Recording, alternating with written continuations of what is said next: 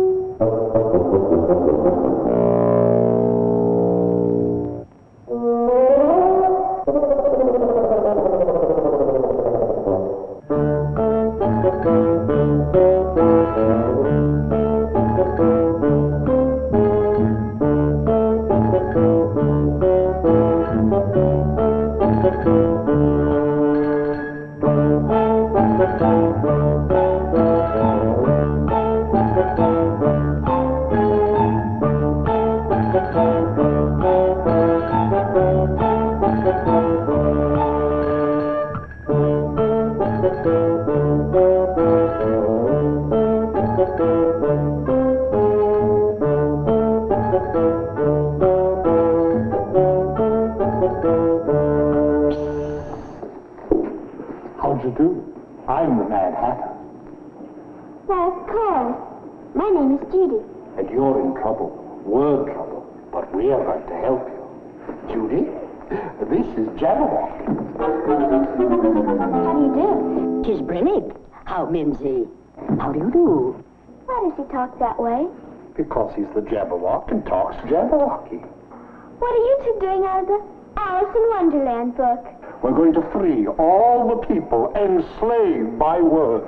We are going to do away with the alphabet. Take portal sword and told you to rub out the words. Words are awfully confusing. Sometimes there's no rhyme or reason to them at all. Good. You may join our conspiracy. Here, take a note. Judy will lead the letters into trap. Go on. Go on.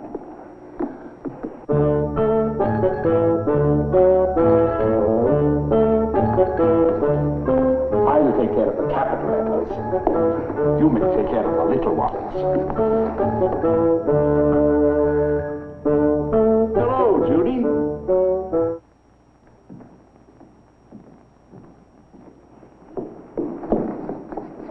Who's he? He's a professor of linguistics. Linguistics? Well, Judy, what are you doing? We're going to do away with the alphabet. We're going to murder the language. Which one? There are at least 5,000 different languages in the world. There are a few of the dictionaries. Where would you like to start? What's he do? Speak all kinds of languages? He doesn't just speak them.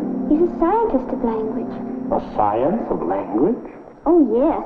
He studies the insides of language. Sounds and words and alphabets. Alphabets. Is he for them or against them? Well, there's some things to be said in favor of alphabets. Name one. The alphabet is the basis of writing, for one. Then let's get the man who invented the alphabet. Yes, I'd like to meet him. I'm afraid that would be a bit difficult, because people have been writing for 5,000 or 6,000 years. Why, that's centuries. Yes, Judy, it is. The people have been talking for a long time. If this ruler represents the time man has been talking, he's been writing only this long. But even today, in many areas of the earth, large numbers of people, millions of them, still get along without writing. If they get along, why should they bother to learn? Well, they can't learn to write, most of them, because they have no alphabet. No alphabet. But as civilization began to spread over the earth, people realized spoken language alone has its limitations. They were learning so much they couldn't remember it all. You might say, Judy, that's why writing was invented. Then that must be why we have whole libraries full of books, because people wanted to write down for other people what they thought and what they did. Pity. People were talking to each other long before there was anything like civilization. Scientists don't know exactly how it all got started, but once on the move, speech grew like a great tree, with branches joining its limbs, branches growing out of other branches, branches running up into twigs, each a spoken language that was the source of still other languages, and each changing as it went along and developed, until 5,000 or more known languages spread through the ages. Even now, languages are continually changing, new ones springing from old ones, sometimes several from a single source. Latin was very important, wasn't it? Oh, yes, it certainly was. What we call the Romance languages all branched off from the great trunk of Latin. There's Italian, Sardinian, Spanish and Portuguese, Dalmatian and Romanian, Catalan and French Provençal, Rito-Romance, and if you listen, you'll hear a certain similarity. Padre, dear, Papa, Tata, Papa. We all do talk something alike. Well, Judy, would you be interested to know that at a certain time of their lives, babies all over the world speak the same language? Oh, just a moment. I know better than that. What about Chinese babies and Indian babies, German babies, French babies, and American babies? Well, now just listen to the language that all those babies speak. Now, here's a typical baby. Isn't this one rather young to talk? All babies in the world have the same, well, baby language to start with. The same babbling, if you like. But this babbling includes the sounds needed to make any language. I didn't think baby talk really meant anything. Oh, baby babbling is very important. When a baby first comes into the world, the speech areas of his brain are like a clean slate, ready to be written upon. From the very moment of birth. With every sound a baby makes, he is producing, you might almost say practicing, the basic sounds of speech. Then he learns to talk just by practicing. Not entirely. Through the first year, the child listens to his parents and copies as closely as he can what he hears, winning their approval when he makes the right sounds. Then the sounds begin to take shape. And by the age of 6, The speech pattern is complete. It's Daddy. Hello, Daddy. Babies all start with the same sounds, and then they just keep the ones that fit their language. I think I'll make a note of that. You might also make a note that we have a conspiracy to get on with. Shall we go? Oh, yes, that conspiracy to do away with the alphabet. May I ask a question? What is it? Why do you want to get rid of the alphabet? It's language we're after, really. And the letters of the alphabet are the building blocks of language. That's a beautiful statement. Thank you, Judy. Very well put, but hardly scientific. Professional jealousy. If I wanted to do away with language, what I would go after would be sounds, because sounds are the basis of any language. Sounds. Make a note of that. I suppose the next thing you're going to say is there's a science of sound. Well, as a matter of fact, there is. For a long time, scientists have been curious about how our human sounds are actually made. In the course of such a study, Professor Wolfgang von Kempelen invented the world's first talking machine. Make a note to get from Kempelen. That was in the 18th century, around 1780. Cross him off. We're too late. Here's a drawing of von Kempelen's machine when the professor completed it. I wouldn't even know how to begin to build a talking machine. What are you doing, Judy? I'm trying to imagine how the professor figured it all out.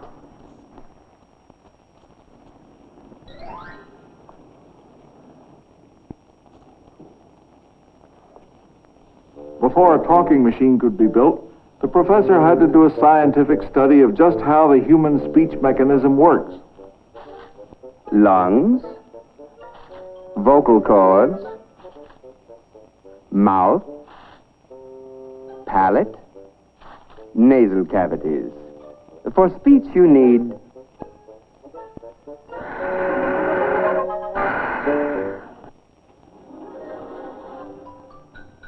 air. The chest muscles, acting as a bellows, operate to fill our internal bagpipe, the lungs, with air.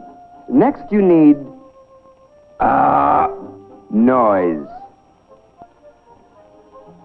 Read from a bagpipe. That will do. Now we build the machine. While our friend is busy, let's look at some recent motion pictures of the human vocal cords in action. These films were made by the Gould Foundation Voice Research Laboratory at Northwestern University. You see, human noise is produced by the vocal cords, encased in the larynx or Adam's apple. Air from the lungs is released through a space between the cords, causing them to flap apart and slap together. These vibrations set up sound waves. Now, by slowing down the action with high-speed photography, we can see that the pitch of sound is varied by tightening or relaxing the pull on the vocal cords.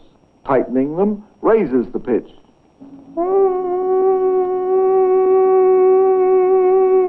Relaxing them lowers it.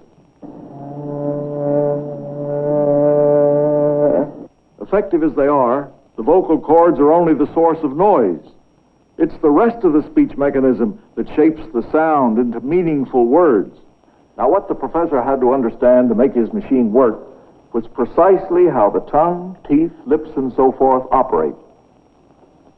Ah, E, O. Vowels. And now, consonants. B, B, B, Z,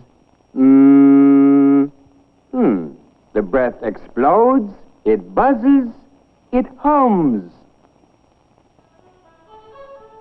The machine is finished. And now, demonstration. That's more, Mommy. Why, the machine spoke French. Said you are my friend. Von Kempelen's machine was quite remarkable for 1780, for it was the world's first successful talking machine.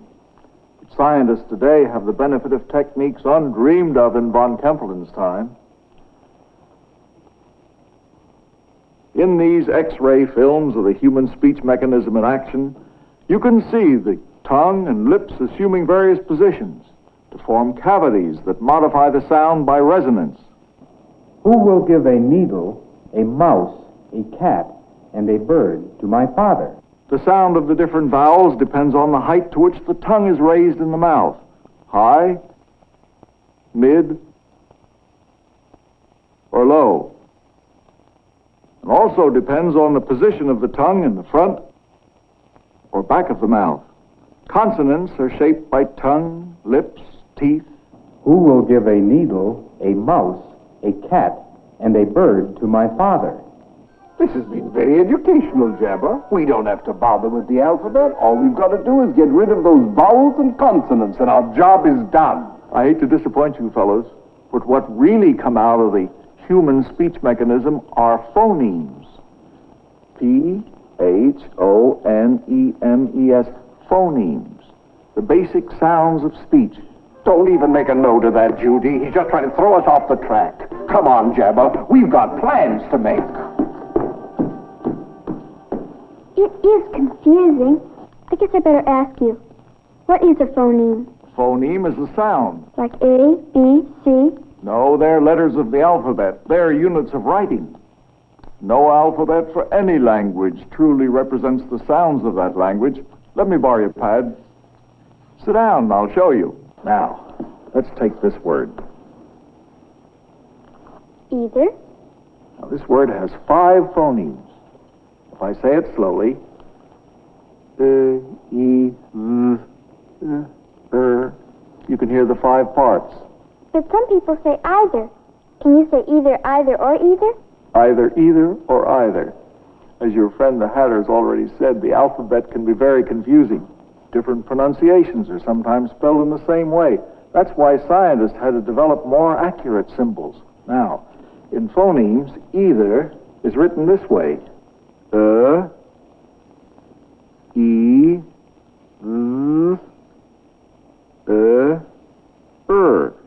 and either is written like this. Ah, E,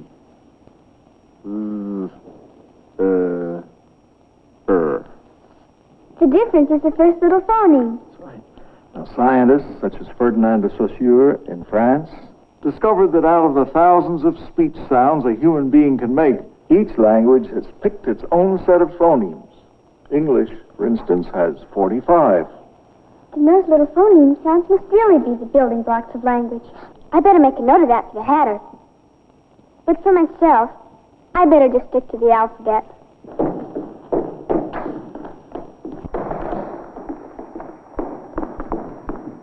We have a proposal. If we can prove that it's possible to communicate without words, to say nothing of phonemes, will you give up your linguistic obsession and join our conspiracy? Well, science is always open to experimental evidence. Good.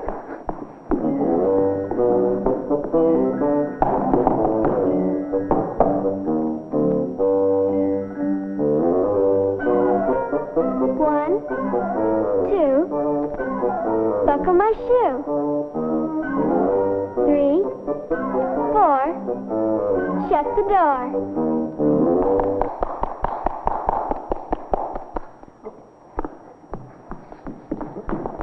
Why, I understood him perfectly. If we can win over science, the alphabet is as good as dead. Well, Dr. Linguistics, do you concede that we have made a point?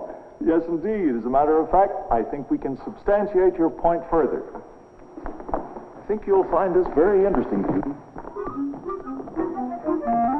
Science.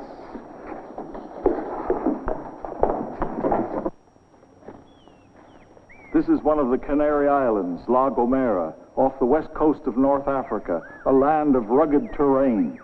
In the sparsely populated areas, people found it difficult to communicate with one another across the deep gorges. So, the Gomeras contrived an extraordinary form of telephonic speech, whistling, which can be understood over a distance of 3 differences in pitch.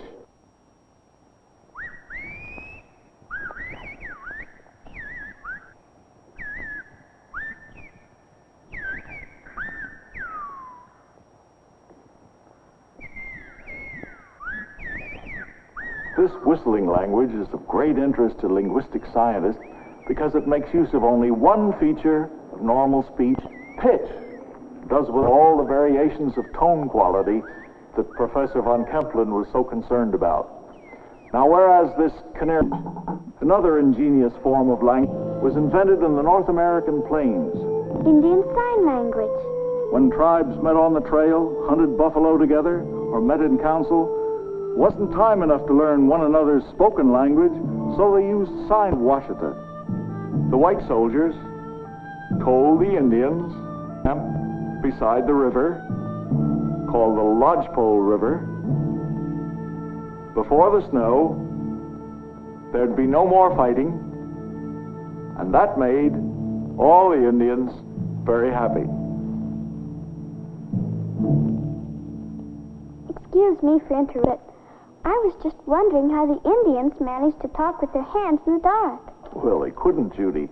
As you can see, all of these methods giving man limitless possibilities for expressing his ideas, his concepts of science and technology, his day-by-day thoughts, his feelings, his emotions, love.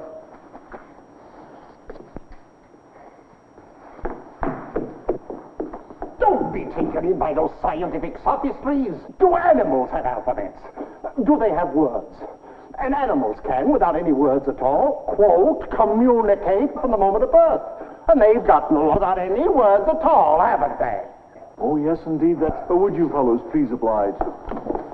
Now, look. There's a crow. When man invades the forest, he's the first to shout, "Beat it." And all the other birds, animals, pass on the alarm. Not only birds and animals get along without words, but insects as well. The most incredible of all is the dance of the honeybee. When a worker bee finds a flower full of nectar, it flies. This urgent message is communicated by performing a dance. The pattern of the dance indicates the direction of the flowers in relation to the sun. The speed of the dance tells the distance from the hive. The other bees all take notice. They touch the dancer with their discover the scent of the flowers. Then they all fly out to the source of the nectar. Animals and insects have many ingenious ways of communicating. Sound, smells, with motion. We find in all this communication that the animal mind operates almost automatically. It receives messages from the outside through its sense organs and reacts instinctively.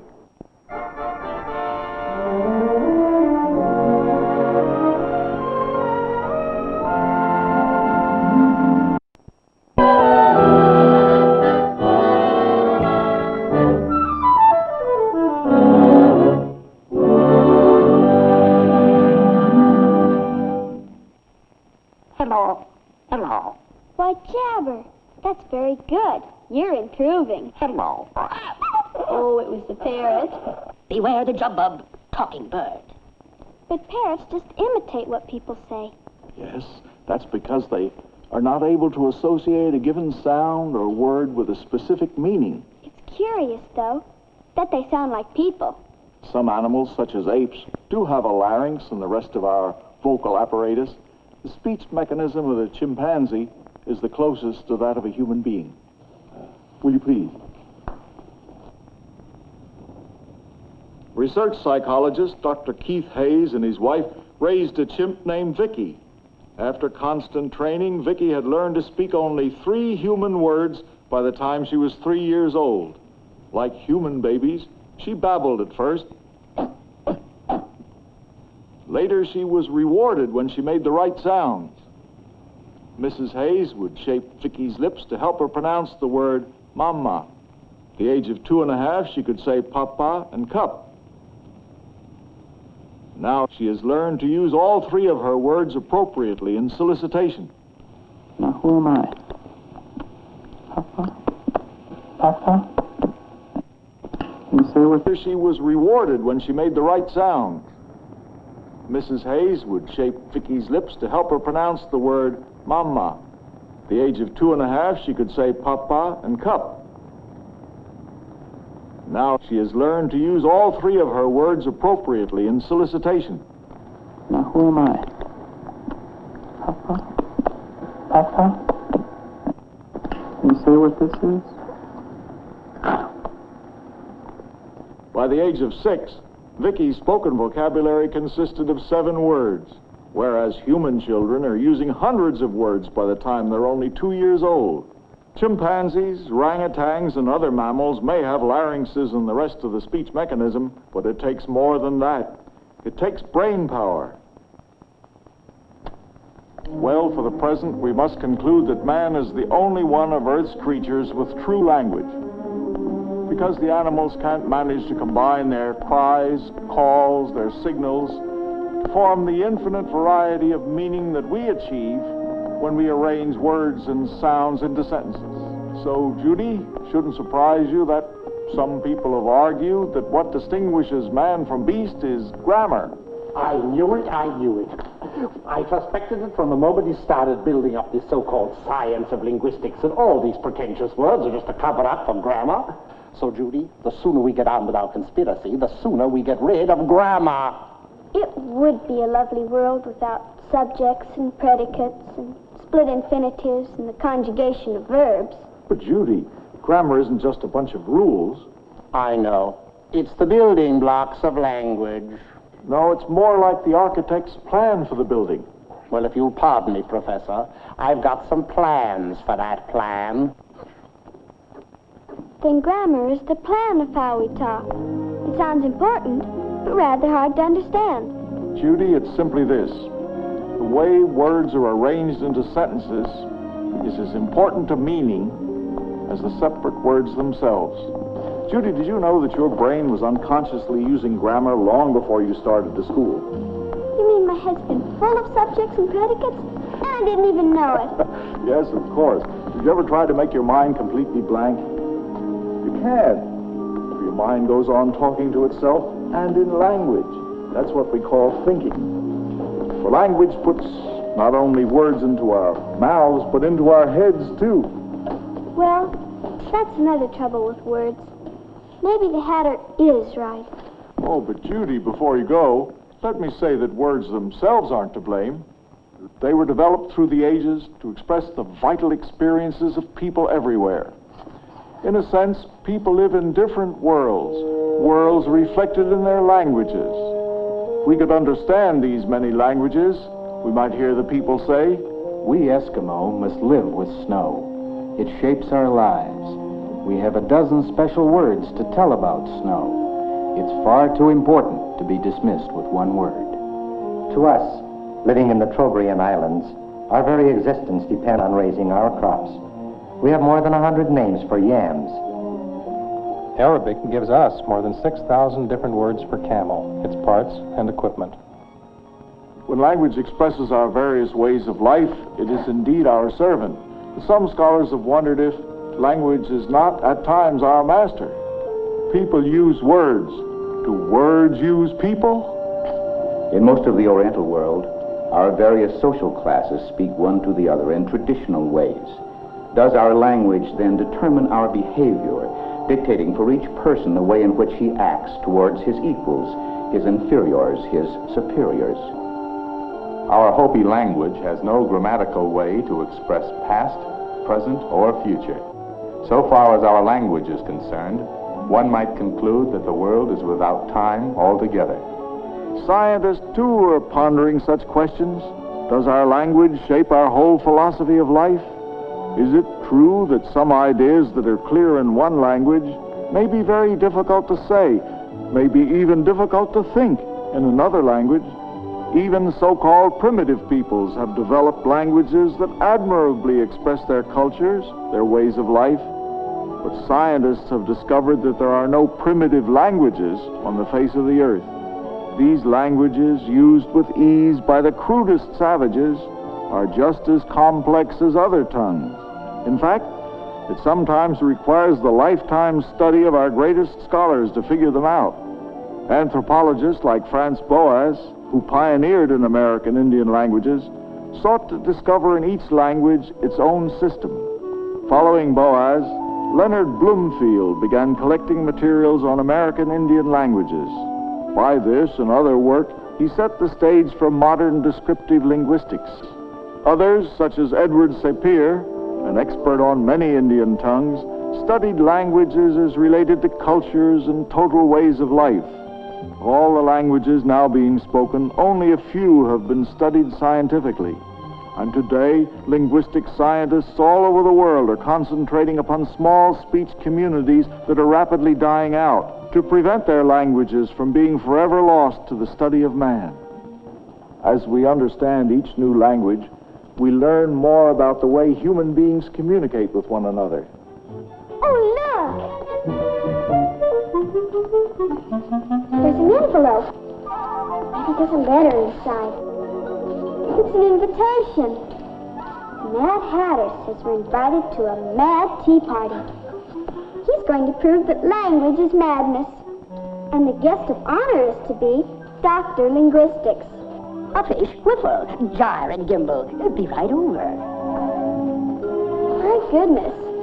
Tea and linguistics. What a curious combination.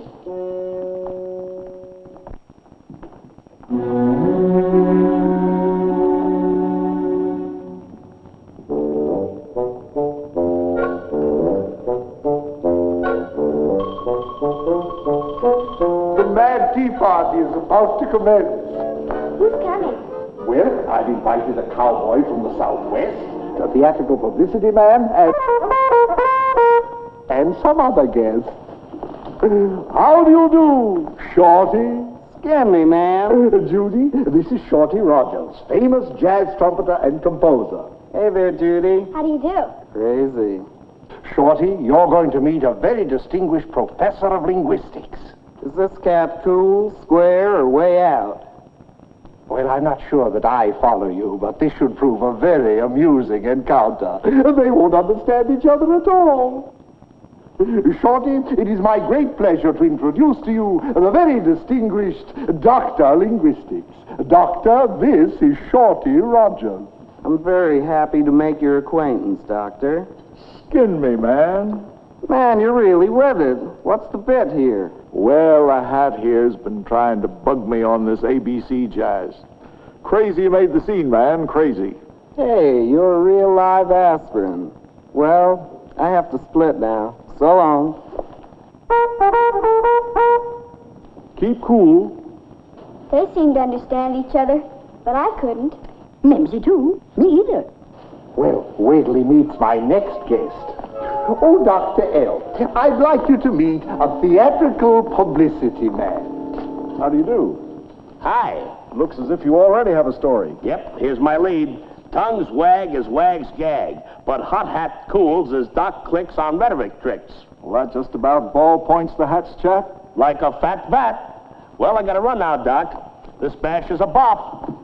Some sock yocks packed in that flax cracks. Flax cracks bandersnatch to me. You're right, they do understand each other. Perhaps this next guest will confuse him. Enjoying yourself? Well, now, I don't want to sound like I was raised on sour milk, but I just can't drink enough of this yellow gargle to get a talking load. You see, these doings give me buck fever. I get my spurs all tangled, and I'm just plain old hog-tied when it comes to making chin music with a pack of strangers. Well, Dr. Linguistics. Well, it was all quite simple. He said he wasn't mouthy, he's fresh out of tongue oil, this wingding shortens his stake rope, makes him feel like he's got his leg tied up. Say, partner, you savvy my lingo. You'll do to ride the river with. Well, I gotta roll my wheels. So long, Doc. So long, amigo. Him and me's made of the same leather. Well, so much for linguistics. Now, do let us have some tea. Judy, after that variety of verbal vocalizing, surely you would agree that language is a mixed-up mess. But Dr. Linguistics didn't seem to think the tea party was so mad. No, actually, I thought it was quite sensible. Sensible? With everyone speaking a different language? Different dialect, if you please. Now, these dialects and occupational vocabularies are what make any language interesting, colorful. They're part of our humor, but they're also the subject of scholarly research. Well, Dr. Linguistics, I'm afraid that you and I are not made of the same leather. Well, thanks for the tea and linguistics. It was very pleasant. Judy, would you care to join me in a little research project in American dialect geography?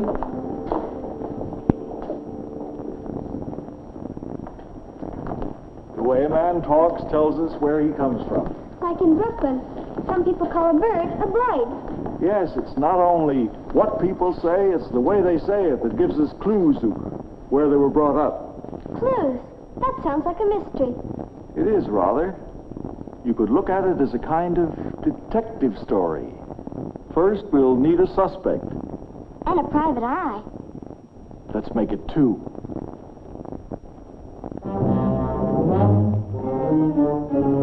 Now, for the last time, are you going to tell us where you're from?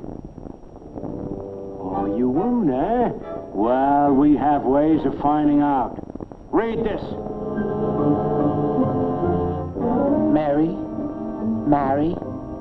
Mary. Aha! West of the Alleghenies, they pronounce the words alike. He pronounced them all differently. Yeah, that's right. Clue number 1 puts him east of the Alleghenies. All right, now, read this.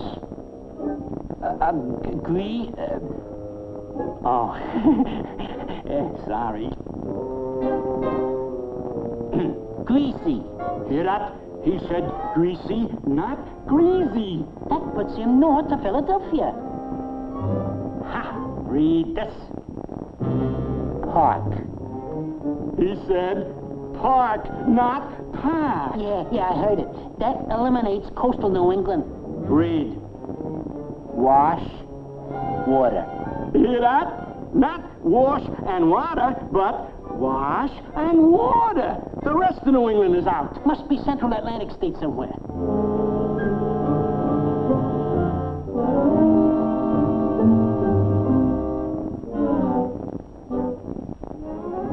Father. Father? That cinches him. I'll put him within a 30-mile radius of Times Square, right? Yeah. 33rd and 3rd.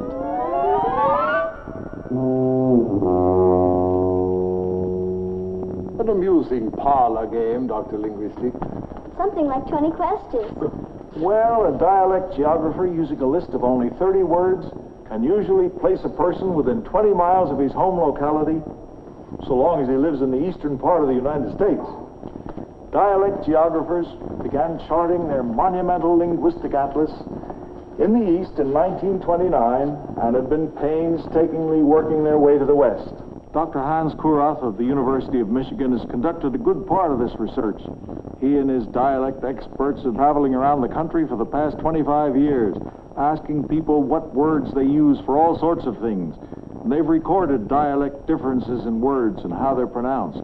Perhaps Dr. Kurath will show us how the atlas is put together. Well, you see, the atlas contains hundreds of maps showing speech differences and their geographical boundaries, which we call isoglosses. May I show you a few examples? This isogloss sets off the area in which griddle cakes are called fritters. This here around Philadelphia shows the area where they call them hot cakes. Over here they're called flannel cakes.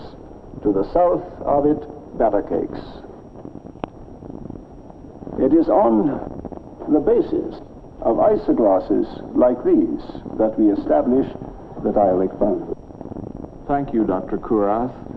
Man takes his speechways with him wherever he goes. As the dialects flowed westward, the way our population did, the strands unraveled and began to overlap. Here's how they traveled. Western New England accents, coast speech, southern mountain accents, plantation speech, Texas accents, but down east talk in the state of Maine has stayed put.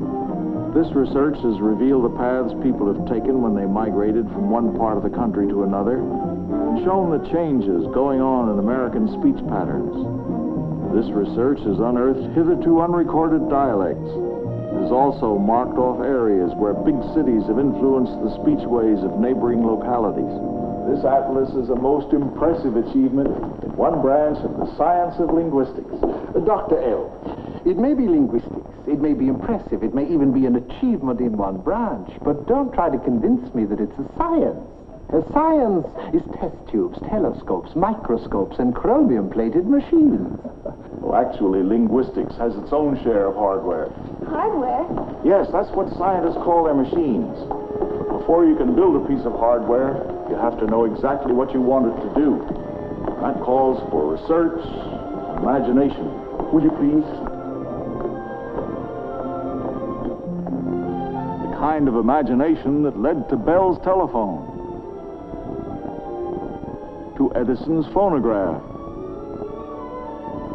to Marconi's wireless, and to the first all-talking picture. Didn't movies always talk? No, Judy. When I was your age, films were silent. How do movies talk? Well, running along the side of our film is the soundtrack. I wonder whatever it looks like. Well, we might ask the soundtrack to move in a bit. Is that what makes the picture talk? It's just a routine matter of technology. Routine matter of technology, indeed. You surely wouldn't make light of the magic of physics, converting sound into electrical impulses. Why, electronic machines are nothing short of miraculous. You'll see. Example. The sound spectrograph turns speech into pictures. First, the scientist speaks into the machine. Never kill a snake with your bare hands.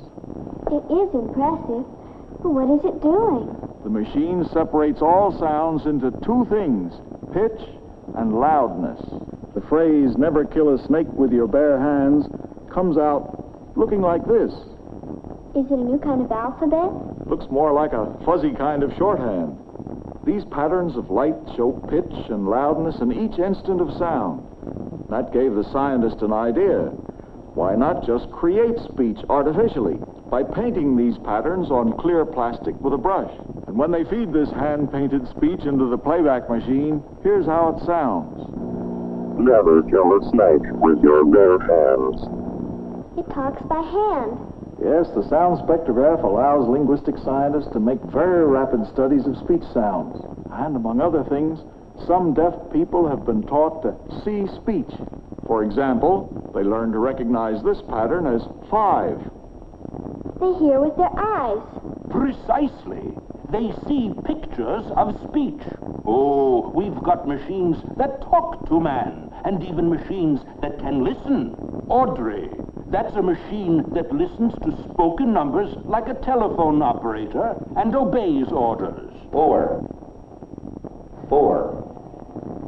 Yes, Audrey, the automatic digit recognizer, can identify numbers spoken into a telephone. And how about the voice typewriter? It takes dictation and types words as they are spoken. C. You read it. It's like a secretary who never makes a mistake. No, they're easily confused by different voices and different accents. Voice typewriters are still pretty crude. What about machines that talk to each other? Yes, electronic computing machines can transmit data to each other over ordinary telephone circuits. Those machines will soon learn that it's a lot easier to get into this talking business than it is to get out of it. Out of it. Bandersnatch.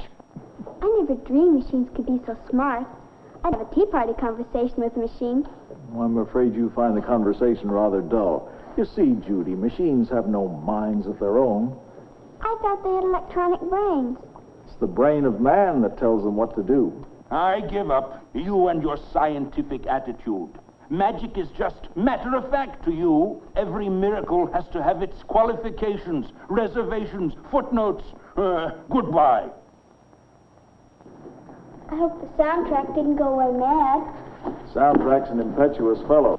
He was in such a hurry, he neglected to even mention an automatic translator. You see, Judy, for a long time now, scientists have been working toward the realization of machines that will translate one language into another. Here's a machine that's helping them. It's called the Johnniac. Machine translation will need a dictionary and a grammar book, a plan of the language designed for the machines to use.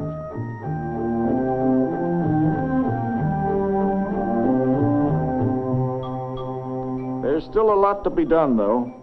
One of the linguistic scientists working on the problem is Professor Kenneth Harper. His students from the University of California at Los Angeles are also helping. Wouldn't it be wonderful if we had a machine that could translate languages so that everybody could understand everybody else? Yes, Judy, it would. Unfortunately, translating words from one language to another is not the same as understanding that language. But if we knew what the words meant... Well, word-for-word translation can never quite communicate to us the thinking, the overtones that convey true meaning in any language. A linguistic scientist, by finding new ways of teaching other languages and making them easier to learn, are helping us to break down old barriers.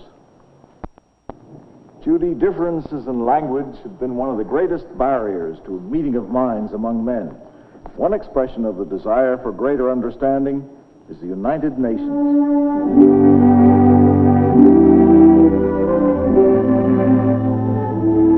As Tertullian of Carthage in 200 AD wrote, man is the one name belonging to every nation on earth. There is one soul and many tongues, one spirit and many sounds.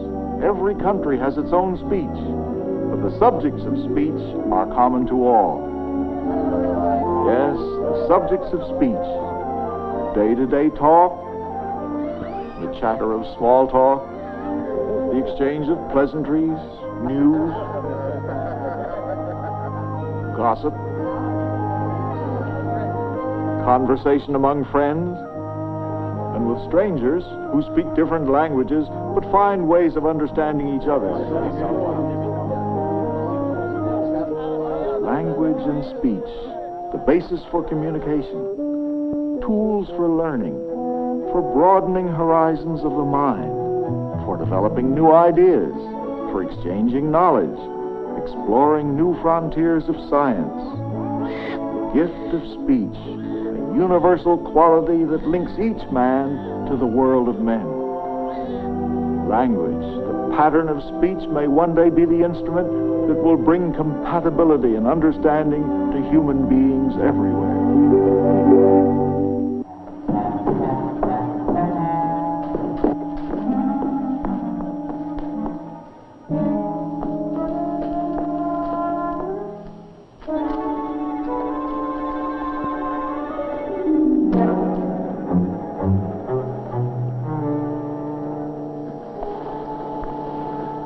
Soon I shall be immortalized as the man who freed people from words. But you're already immortal. Huh? Even if your alphabet conspiracy succeeds and you destroy the books, you, Mad Hatter, and you too, Jabberwock, will always live on in the minds of men. It's because they were created out of words. Yet you're both very alive to me. Why, I'm very alive to myself. And so are you, Jabber.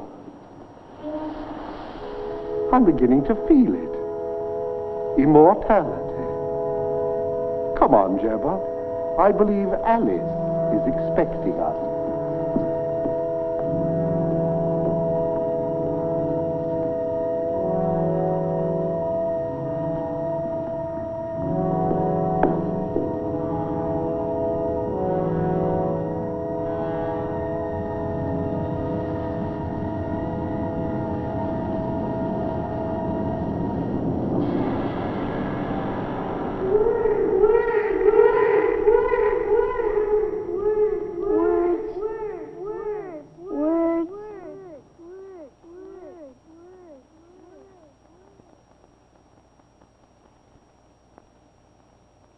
Words? Words. Hello there, Judy. Having trouble with your homework? You see, there's so much I don't understand, and I'd like to understand. Perhaps I can help.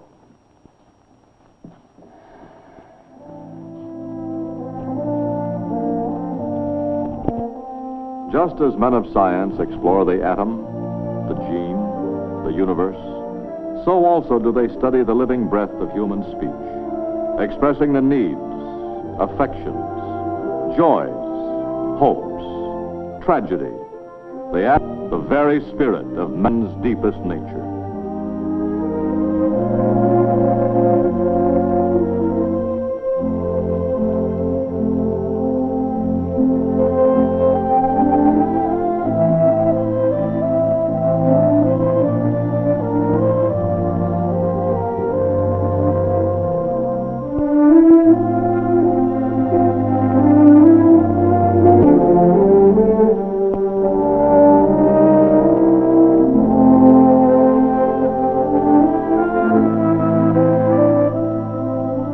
The Bell System is grateful to the many distinguished scientists who helped to prepare this story of language.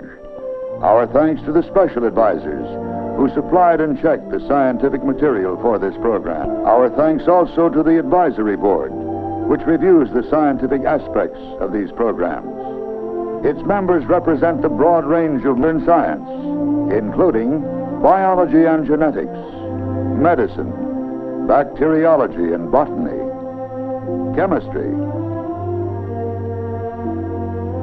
geophysics, physics, anthropology, electronics and acoustics, mathematics, engineering. To all these men and to many institutions, the Bell System is indebted for the support they have given this venture in education through entertainment.